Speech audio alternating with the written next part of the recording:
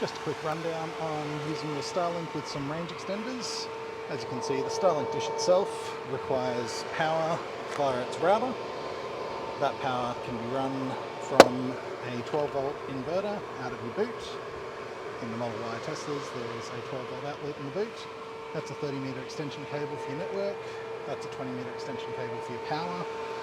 This is a mobile battery unit with inverter built in, and this is a smaller inverter that can fit in the front of your Tesla to the second 12-volt output.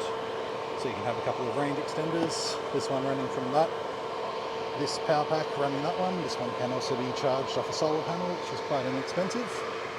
So with all of that, you can set up a large range of coverage.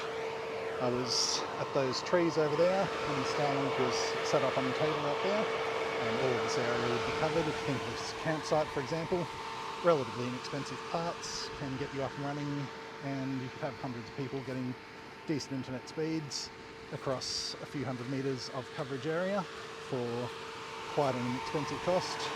Obviously you can rent the Starlink system from us, and obviously these parts we can send you information about where you can buy them. They're all quite inexpensive items.